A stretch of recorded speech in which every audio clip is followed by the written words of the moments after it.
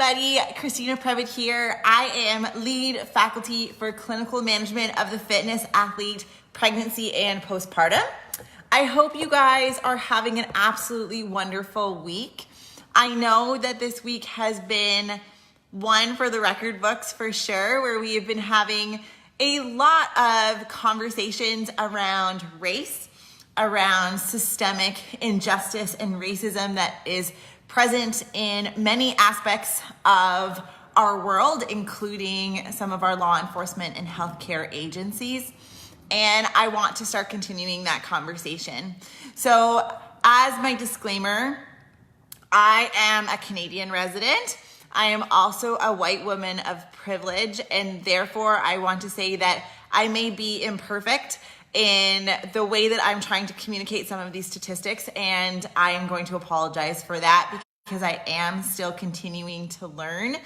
If you guys are interested in learning from a rehab professional, her Instagram handle is Dr. J Pop. If you guys are interested in going and listening to a Black woman talk about how we as rehab professionals can be better in regards to having conversations around race and becoming allies for individuals who are Black, who are navigating some of these social injustice issues. She is holding a webinar next Tuesday at 6 p.m. Central Time if you're interested in signing up. I know that there is a lot of the ICE faculty that have signed up for that webinar. I know that a lot of my staff have also signed up for that webinar. So if you guys are interested in jumping on, I encourage you to go check out. I know that her link is in her Instagram bio. I don't know if she has a standalone website. Okay, so today I wanted to talk a little bit about maternal care. If you guys have seen any of the podcasts that I have been speaking to, I often am talking about how to allow women to continue to exercise during pregnancy and postpartum. And one of the things that we often talk about is around the safety of being able to exercise and how we can get women back to exercise. And we're going to take a big shift from that. And so today we're going to be talking about early maternal mortality. And we talked about this. We're going through our online course, and on Monday we spoke about the fact that you are 3.3 times more likely to die in childbirth if you are Black compared to if you are white.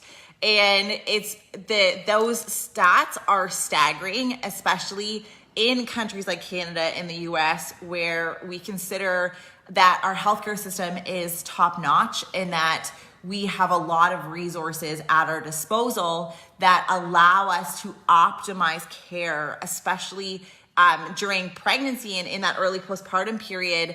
The maternal death rates across the last century have dropped in a pretty staggering way, which is incredible. But it is unfortunate that we are seeing this racial disparity occur. And what we're seeing in terms of the statistics is that 60% of those deaths are preventable. And the reason for that is because oftentimes the issues that are happening leading to maternal death in Black women are around cardiovascular complications at time of delivery or very, very shortly after in their postpartum care. And so the top 3 reasons for maternal mortality in Black women is preeclampsia, eclampsia, and embolism, so cardiovascular emergencies. In comparison, for white women, it is mental health emergencies that are often leading to maternal mortality, which I thought was a really interesting dichotomy that we're starting to see in the literature in regards to cause of death.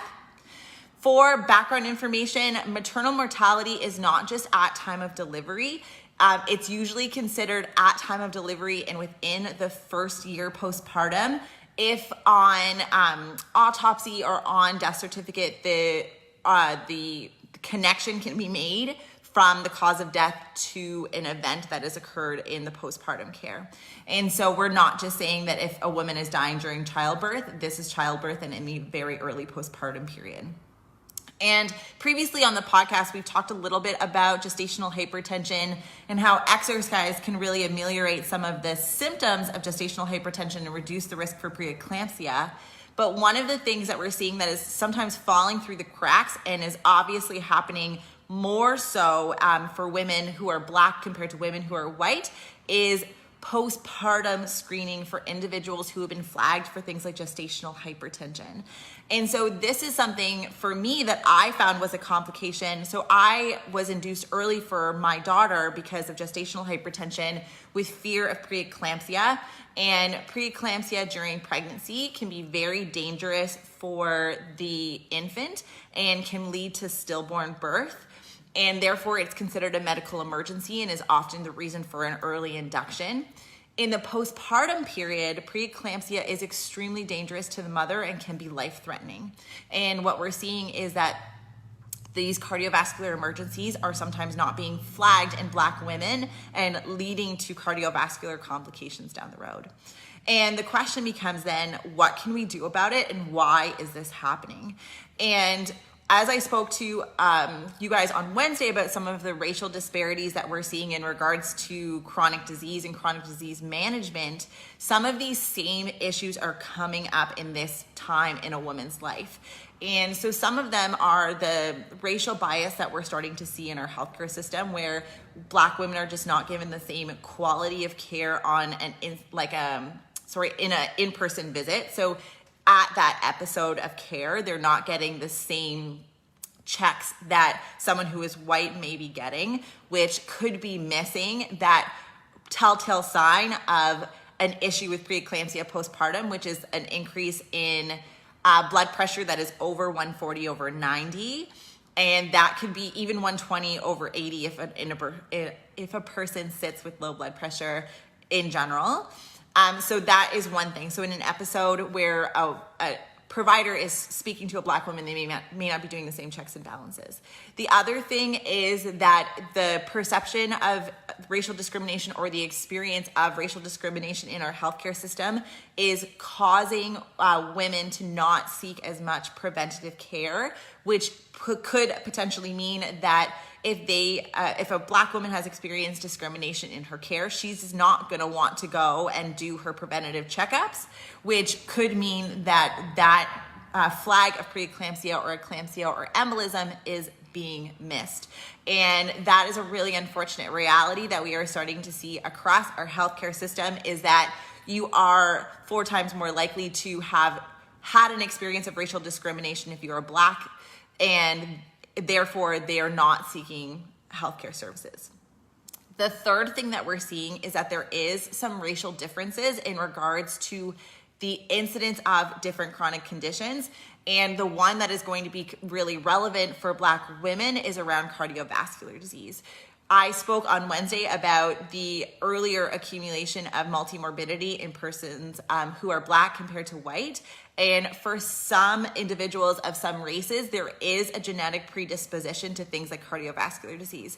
And therefore, it almost has to see, I don't know if this is going to be something that we could do, but I definitely see that there may be instances where, for example, there may have to be more of a cardiovascular workup for individuals who are Black who may have a family history of cardiovascular disease, for example, so that we can stop this increase in maternal mortality from happening. And so those are some of the things that we're starting to see in maternal care. And oftentimes people can say, well, I'm a PT, I may not be necessarily dealing with this, I'm not a physician. But as pelvic floor PTs, we are seeing women during their pregnancy for things like incontinence, pelvic girdle pain, et cetera, and that is an amazing time for us to be able to educate our clients, or advocate for our clients is the other thing. So if we have a woman who is Black who has a family history of cardiovascular disease in their family, you may be very hypervigilant around blood pressure. We talk about, as a faculty, Kelsey, Alexis, and myself, that we as PTs, if we are seeing women during their pregnancies, we should be checking blood pressure every single time they come in so that we can get a baseline and be able to see any deviations of blood pressure that maybe a woman may be experiencing that may trigger a referral back to the emergency room, actually, if we are seeing this sudden spike in blood pressure. And so for that type of circumstance, it's going to mean that for some of our clients who are Black, that we may be having to have conversations and speak to some of these injustices that they may be experiencing, and try to become an ally and become somebody who can be very vocally anti-racist and try to advocate for the best quality of care that we can give them, and to help them find a healthcare team that's going to provide them the best quality of care. And so the thing that I wanted to finish up with is in regards to how we can start spotting some of these things around preeclampsia, especially because we know that that's the leading cause of death in individuals who are Black in the early postpartum period. And so I'm going to list them off, because oftentimes preeclampsia or eclampsia can be thought to be just some of the normal parts of a postpartum experience, because especially for first-time moms, they've never experienced that early postpartum healing, and they don't really understand or know what is considered normal and what isn't. So a sign of preeclampsia in the postpartum period is high blood pressure. So blood pressure that's over 140 over 90 is usually one of the telltale signs. It's becoming preeclampsia if there is a sign of protein in the urine, so proteinuria. You're going to experience headache. Oftentimes it's severe. Fatigue, and the fatigue part can be really tough because people are going to assume that they're going to be fatigued because they have a newborn at home. Vomiting, nausea, and abdominal pain that's oftentimes in the upper right quadrant. And so if you are seeing anybody postpartum and these are some of the symptoms that they're complaining of, if you have a family member that who is newly postpartum and is experiencing some of these symptoms, I would really be strongly advocating for them to get checked immediately, because it can become a medical emergency. And also understand that if you're speaking to a woman who is Black, who she may have experienced racial discrimination in her health care, and therefore may be more hesitant to reach out or seek out some of these resources, even if some of these symptoms are being experienced. And therefore the way that we're communicating and how we become an ally is going to be potentially different, or something that we're going to have to educate ourselves on in order for us to really help and try and reduce the amount of racial discrimination that we're seeing in our healthcare system. All right, I hope you guys found that helpful. I really enjoyed listening to some of my colleagues like Jeff and Morgan this week and speaking to racial disparities in our healthcare system, in our leadership, and how we as PTs can be speaking to social injustice. And I hope that you guys have enjoyed these conversations as well, that it sparked discussions around your colleagues, around your friends, and that these conversations are just going to continue. So have a wonderful Friday, everyone. If you guys have any questions or comments, I hope that you put them in the comments below and tag me so that we can continue this conversation. And hopefully we can just do better in regards to starting to reduce that maternal mortality rate and remove some of those racial disparities. All right, have a wonderful day, guys. Hey, thanks for tuning in to the PT on Ice Daily Show. If you enjoyed this content, head on over to iTunes and leave us a review. And be sure to check us out on Facebook and Instagram at the Institute of Clinical Excellence. If you're interested in getting plugged into more ICE content on a weekly basis while earning CEUs from home, check out our virtual ICE online mentorship program at ptonice.com. While you're there, sign up for our Hump Day Hustling newsletter for a free email every Wednesday morning with our top 5 research articles and social media posts that we think are worth reading. Head over to ptonice.com and scroll to the bottom of the page to sign up.